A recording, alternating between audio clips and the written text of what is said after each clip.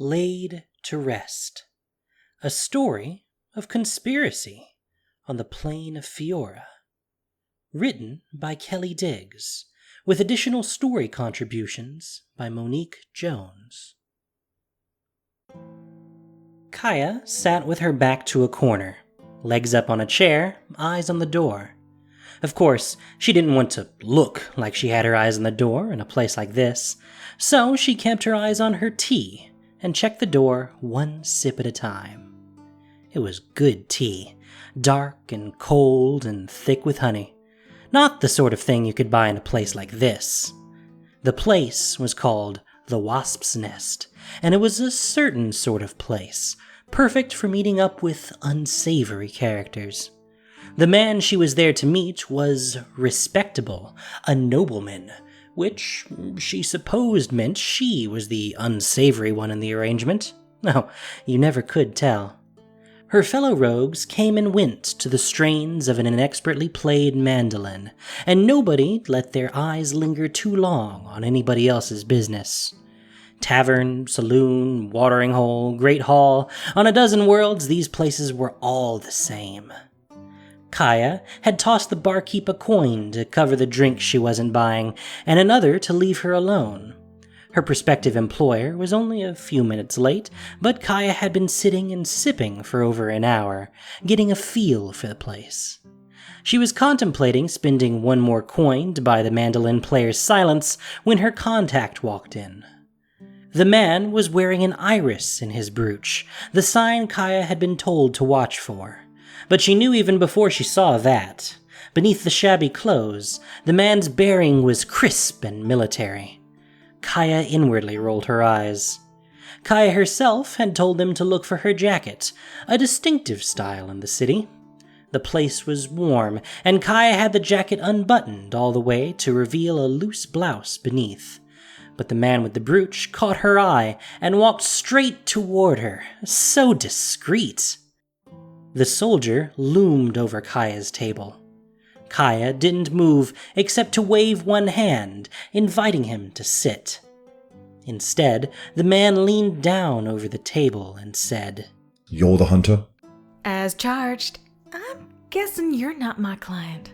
"His Grace will see you now." He gestured to the stairway. "Upstairs."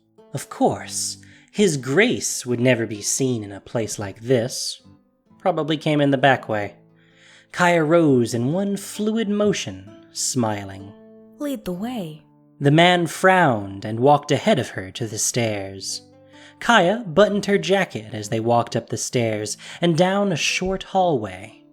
At the end of the hallway, the man knocked twice on a door much like the others, then opened it and gestured for Kaya to go in. The room was cramped, with a small desk set up in place of the bed. Behind the desk sat the man she had come here to see, Emilio Rivari, third son of a noble house of middling influence. Behind him, standing at attention, were two well-dressed servants whose job had probably been hauling that stupid desk up here. Rivari had greased hair and fine clothes. He sat like a young man, cocky and headstrong, but the lines on his face and the slackness of his skin around his jaw put him closer to 40 than 30. He smiled the bland, indulgent smile of nobility, only his dark, darting eyes betraying his nervousness. "Please, sit," he said, gesturing to a chair on the near side of the desk with a hand bristling with rings. One was a signet ring bearing his personal seal, and the rest looked jeweled and expensive. The man with the brooch closed the door and took up a bodyguard position beside the desk. Kaya sat, back to the door, not her favorite thing. She leaned back in her chair. "Don Rivari," she said with a properly deferential nod. "Indeed. And how shall I address you, miss?" "Kaya's fine." In fact, Kaya came from a noble line herself, though she and her kin had never stood on ceremony. Since leaving her home plane, she saw no reason to mention her lineage at all. She knew.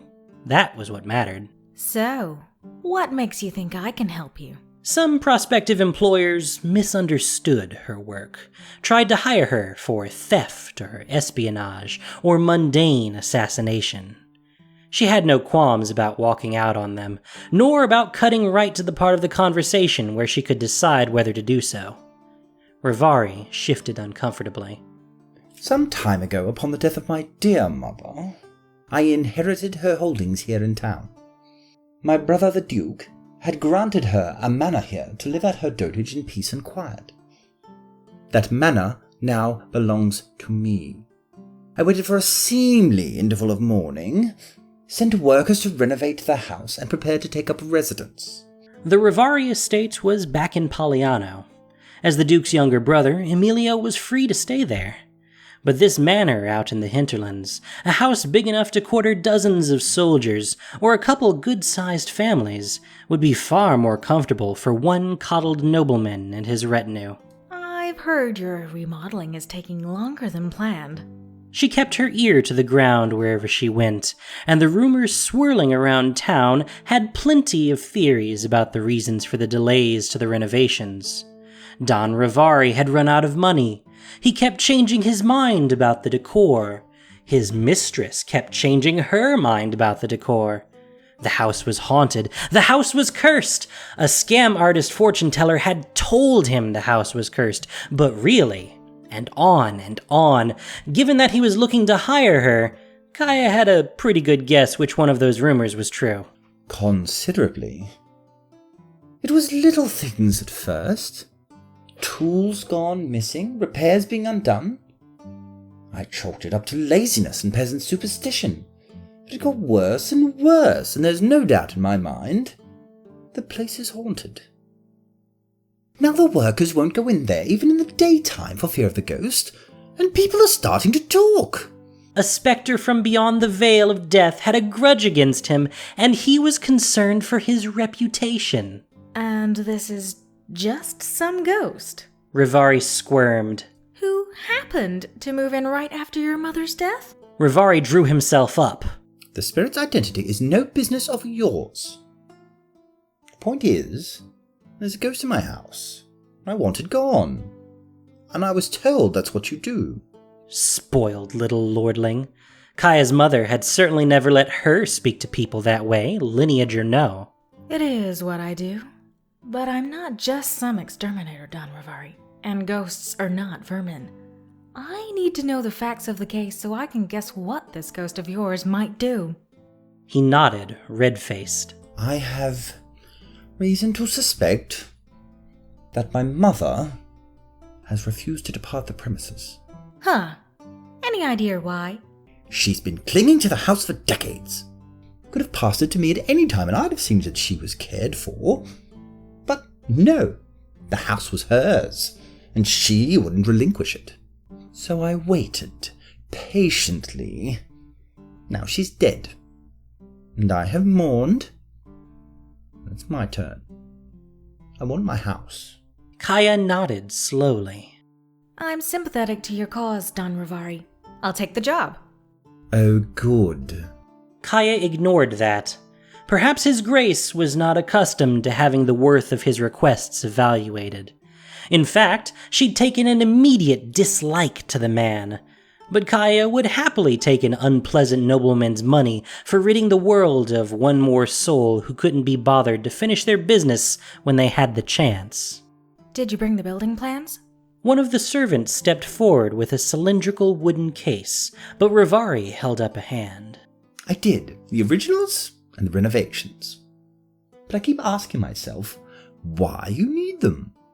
They seem more suited to thievery than ghost hunting. You calling me a thief? Well, I mean, really, what else are they good for? She leaned forward. If you don't trust me, don't let me into your house. I can always find another client, and you can either find someone else with my very unusual skill set, or live with your dear mother's ghost forever. There's no need for that. I meant nothing by it. Oh, good. She took the wooden cylinder from the servant's hand and tucked it under one arm. Has the spirit been favoring any particular part of the house? Your mother's chambers, perhaps? Or the room where she died? She's been seen all over the house. From what I've heard, however, East Wing, 2nd floor.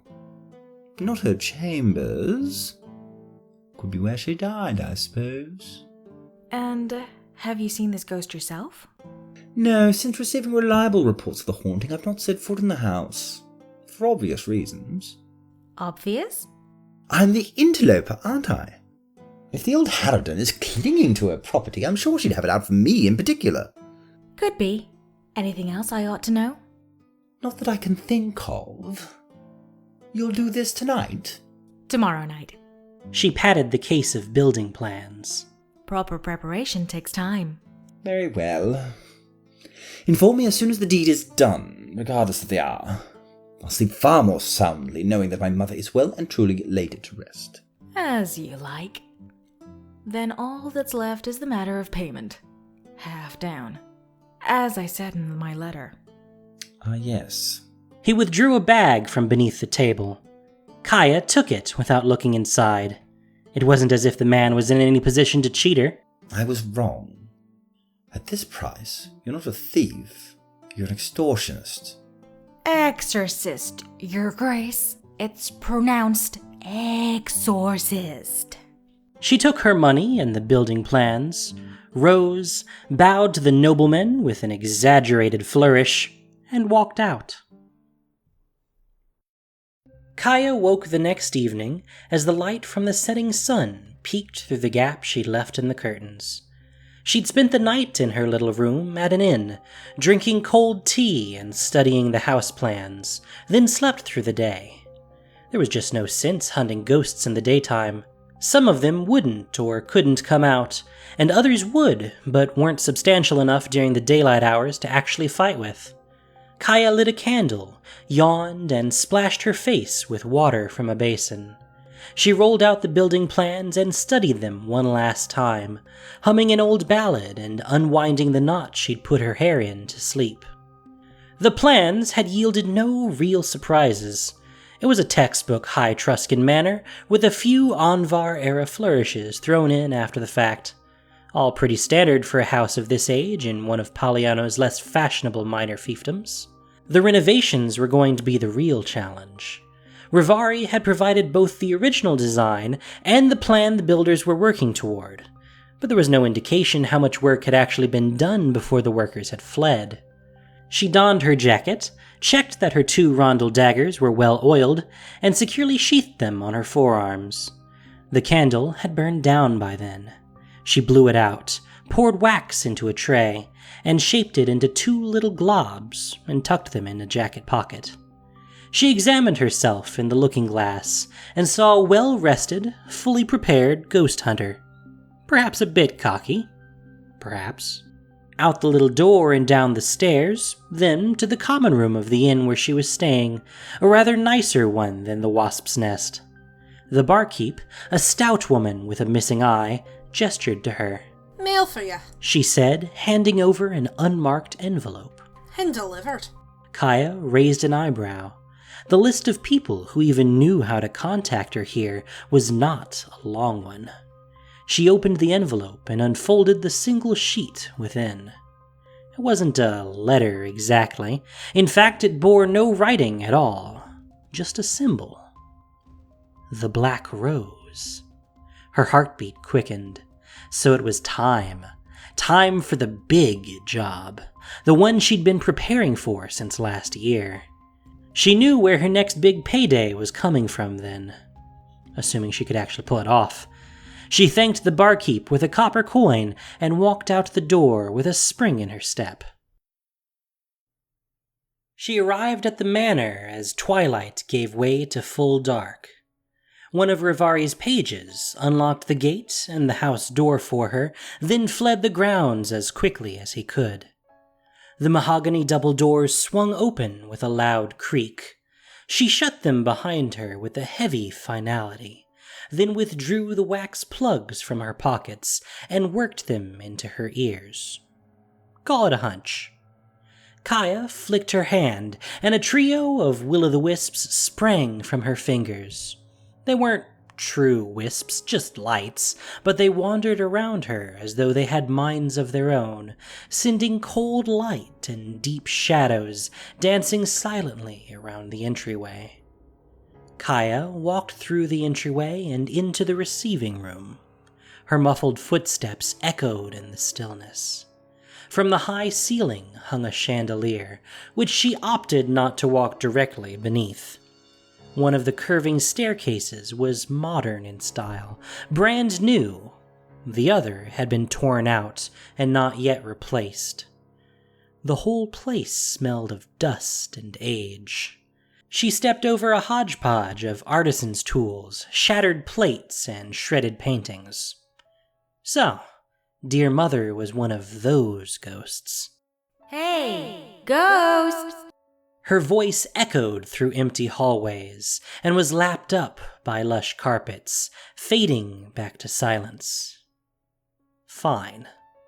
Cautiously, with her wisps bobbing behind her, she walked up the curving staircase, step by creaking step.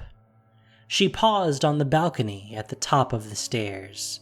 To her right lay the western side of the house, given over to bedrooms, maids' quarters, and all the other amenities of noble life. To her left lay the east wing, which mirrored the west, but was broken into a warren of guest bedrooms, sitting rooms, and libraries. She headed left with a purposeful stride, counting her steps.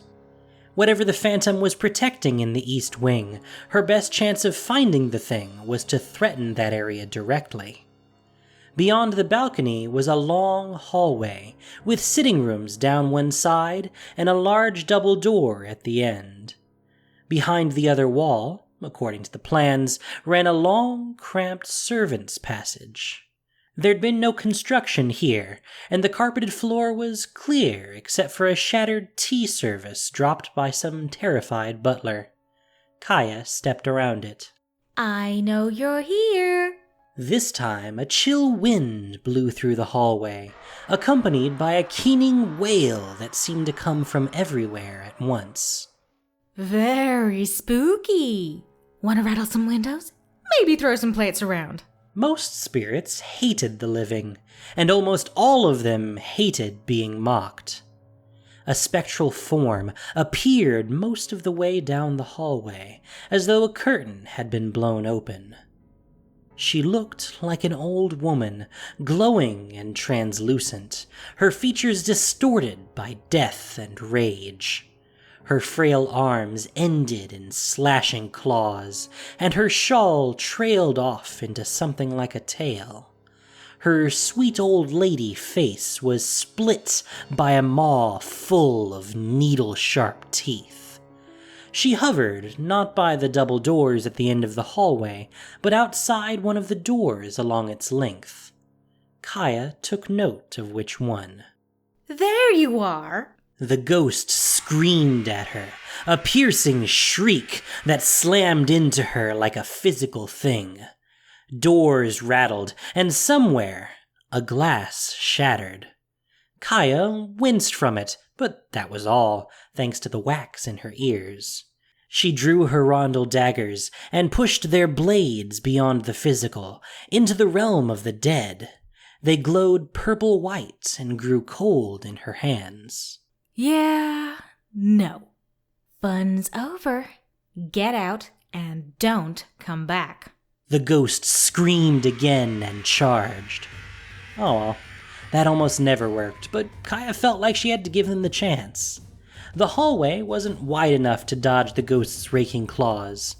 Kaya imagined the blueprints, walking her fingers across them, counting steps. Left, library. No good. Too many loose objects a poltergeist-inclined spirit could send flying at her. To the right, then. Servant's passage. Tight squeeze. She waited until dear mother was almost within striking distance, then sprang to the right. This was not the fun part. She started with her hand, already holding the dagger. The ghostly light and deathly chill spread up her arm, almost to the shoulder, as her hand, dagger and all, passed into the realm of the dead and through the wall. By the time her shoulder went through, her hand was in the servant's passage. She brought the hand back to physicality, let it anchor her to the realm of the living. The ghostly light consumed her head and body, bright and cold. She pulled her trailing arm and leg through, and brought herself back to the world of the living, slamming into the far side of the cramped little passage with her now corporeal shoulder. The whole motion took, perhaps, a heartbeat. Not that her heart actually beat when she stepped out like that. She didn't dare stay long. She spun and dove back through the wall, back into the main hall as the confused phantom flew past where she'd been a moment ago, trailing that shawl. She lit up one of her daggers and pinned the shawl to the wall. The ghost lurched to a stop, screaming, and turned to stare at her with dead white eyes. Hi! The ghost struck, but Kaya blocked with the other dagger, stabbing it through the ghost's gnarled palm. Dead eyes grew wide. That was the fun part, watching an undying, insubstantial phantom realize it had messed with someone who could fight back. Dear Mother twisted away from her, howling and snarling, tearing the shawl free of Kaya's dagger. Shawl and hand both leaked trails of glimmering smoke. Ghost blood, more or less. Then the ghost was gone, spiraling up through the hallway ceiling. Kaya could do a lot of things a ghost could do, but she couldn't do that. She turned and ran toward the door where the ghost had first appeared. Dear Mother boiled up out of the floor ahead of her, and Kaya threw herself left, through the wall, into what had looked like some kind of bedroom in the plans. It had been scheduled for a remodel, but nothing drastic. The bedroom had no floor. It was just an open pit lined with jutting timbers. Kaya glimpsed a half-finished spiral staircase before she went over the edge. That had not been in the plans. Secrets! Why did nobles always insist on keeping secrets? Kaya dropped one of her daggers, no time to sheath it, and spun, catching one of the timbers with her free right hand. The dagger landed down on the first floor with a clatter. She surveyed her situation as her wisp lights caught up with her. Her feet were dangling maybe 6 feet above an uneven floor. Her hand ached from taking all her weight at once. In front of her was some kind of crawl space, maybe 1.5 feet high between the floors. She sheathed the dagger in her offhand. She could probably land without turning an ankle, but only probably, and even then she'd be back down on the first floor. Above her, the phantom flew screaming through the wall, then floated in a moment of confusion. The shawl tail dangled tantalizingly close. Kaya swung herself back and forth, once, twice. Always have a plan. Never rely on it. She let go of the timber, reached out into the chilly realm of the dead, and closed spectral hands around the spectral shawl. She'd caught the ghost by surprise, and it lurched downward 1 foot or 2, snarling and spinning. Then it was up toward the 3rd floor in a dizzying flight, through what should have been a bedroom, screaming at the indignity. Kaya didn't want to hitch a ride for long. The ghost could drag her all sorts of nasty places, straight up for instance. She judged the ghost's spin, timed her jump, and let go of the phantom's tail. She passed through a sidewall of the bedroom-turned-deadfall, tucked and rolled on the floor of the room beyond it. People tended to underestimate the amount of acrobatics involved in ghost hunting. She sprang to her feet and drew her remaining dagger. She'd lost count of her steps, but if she'd seen correctly, this was the room the ghost had appeared outside. The place had been some kind of tea room, but it was completely wrecked. Splintered furniture lay everywhere, and the ground crunched with broken glass and shards of porcelain. And in one corner, a little pile of debris. Dear Mother flew shrieking through the wall, just as Kaya put it all together. East Wing. not the mother's chambers. Crawl space. And now, a strange little pile of detritus in one corner of an otherwise ordinary room the ghost seemed to care very much about. Kaya took a fighting stance with her dagger out in front of her, glowing with ghost light. The spirit veered away this time, howling, now keenly aware that Kaya could hurt it. Wait! Kaya edged toward the corner. Most spirits were too twisted by rage or grief to be reasoned with, but maybe. Dear Mother screamed again, and shards of glass and porcelain jittered on the floor. Kaya dove behind a heavily toppled hutch as every piece of loose shrapnel in the room flew toward her. The shards slammed into the hutch, and she felt a few of them snag in her hair. Dear Mother would be right behind. Kaya leapt toward the corner, glimpsing a ruined portrait, some jewelry, and floorboards with long, deep scratches in them. I said wait! Yelled Kaya, holding out a hand. I understand. This time the ghost paused. Keeping her eyes on the ghost, Kaya pushed aside the detritus, jammed her dagger between two of the ragged floorboards, and pried. She pulled up one board, then another.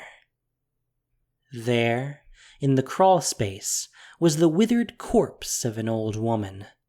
The ghost wailed, and this time it sounded more like grief than anger. Kaya looked at the corpse, then back up at the ghost. The resemblance was striking. Kaya glanced at the things she had brushed aside. Men's jewelry, rings and cufflinks. A shirt tailored for a man, torn to ribbons. A portrait, also shredded, of a nobleman posing. And among the jewelry, a signet ring. A familiar signet ring. Son of a... Kaya waited in the fully lit entryway of Don Rivari's modest but unhaunted townhouse, standing and resisting the urge to tap her foot. She ran her hands through her hair, picking out what she hoped was the last of the porcelain shards and tucking them in her pockets. Better her hair than her scalp, at any rate. It was nearly midnight, but she'd been ushered in, and despite the lateness of the hour, Rivari himself appeared in the entryway, fully dressed and wearing a coat. It's done? Avarice gleamed in his eyes. After tonight, Don Rivari, your mother will rest in peace. Take me there. I want to see the house. Weren't we talking about trust? You've performed a valuable service. I can't be faulted for wishing to inspect your work before remitting payment. Fine, bring the money though. I'm not coming all the way back here. As you wish. It wasn't a long walk, but Rivari opted to use a carriage, with a driver and a bodyguard riding in front, and Kaya and himself inside. Rivari asked a string of questions about her work, apparently out of no more than simple curiosity, and the conviction shared by so many nobles that everything was their business if they wanted it to be. Does it leave remains when you kill them? Every ghost is different. In this case, yes, there's a physical residue. Ah, I'll want to see that. Should it be buried? That's between you and your religion. I'm not that kind of exorcist. What Kaya did was seen as blasphemous by some, a disruption of the natural order of life beyond death. But in other belief systems, it was the ghosts themselves who were disrupting the natural order, and Kaya who was setting things right. She'd been showered with blessings some places and run out of town in others, all for doing the same thing. Whatever the ultimate destiny of the dead on any given world, it was Kaya's personal conviction that they weren't fulfilling it by hanging around being a nuisance to the living. Rivari nodded with satisfaction. His own deeply held religious beliefs, she suspected, called for not paying for another funeral unless he had to. They arrived at the manor. The bodyguard, the driver, and Kaya's payment remained with the carriage, and Rivari followed Kaya to the door. He'd brought a lantern, so Kaya didn't bother with wisps. The scene in the entryway was the same as before. Rivari murmured in distress as he surveyed the debris. Oh, it'll take a month just to clean up this mess so remodeling can resume. And that's assuming I can get the workers back in the door. He turned to Kaya. Would you be willing to attest to your handiwork and tell them it's safe to return? I could be persuaded, said Kaya, which only set Rivari to murmuring again. They ascended the staircase, Rivari swinging the lantern around like a nervous young hunter on his first night in the woods. He paused at the top of the stairs. You'll want to examine the east wing, I'm sure. Your tip-off was very helpful. That's where I found her. Yes, of course. And you're certain it's safe? Safe as your own house, Your Grace. He nodded and crept into the east wing, lantern bobbing. He jumped at every gust of wind and creak of the floorboards. Kaya walked beside him. Here we are. She gestured to the closed door of the room where she'd found the old woman's body. Here? This is where it happened. You go in first. Kaya smiled reassuringly, opened the door, and stepped through. Rivari peered through the door, then stepped through slowly. He held the lantern high, the shadows of the room's ruined furniture looming crazily. Very quietly, Kaya closed the door behind him. Now then, where is this He stared into the corner where Kaya had pried up the floorboards, then spun to face her. What is this? What is this? I know what you did. Her voice was quiet, measured, calm. Rivari's face was red, his veins bulging. Whatever it is you are trying to extort from me, I don't want anything from you, Kinslayer. She nodded over his shoulder. She's the one you ought to be worried about. Dear Mother had appeared, sorrowful and timeless, behind her wayward son. Rivari turned. Kaya covered her ears. No, please, Mother. The ghost screamed, and Rivari fell to his knees, clutching his head. The lantern clattered to the ground. Kaya picked it up and blew it out, so the room was lit only by the cold light of the dead. Rivari turned to her, still on his knees, eyes wide. Help me! I'll pay you double. Your own mother. You can rot in hell. His mother's ghost advanced on him slowly, with a flair for the theatric that Kaya could appreciate. Rivari edged away on his elbows until he bumped into the closed door. You liar! I paid you to fix this. Stop her. Do your job. I'm defaulting. With cause. She hadn't lied to him. Not quite. But she hadn't actually done the job either. I'll tell your underlings they can keep the other half. He snarled and lunged at her, but her legs went ghostly, and he went straight through them and sprawled out behind her with a strangled cry. Please. Then his mother's wailing ghost was upon him, with those needle teeth and those dagger claws. Kaya walked through the closed door in a flash of purple-white light, leaving mother and son to their sad, sorry business. Kaya smoothed her jacket, turned, and walked away. Behind her, Emilio Rivari began to scream, and kept screaming as she walked down the stairs, across the ruined entryway, through the thick wooden doors of the manor, and into the night beyond. No!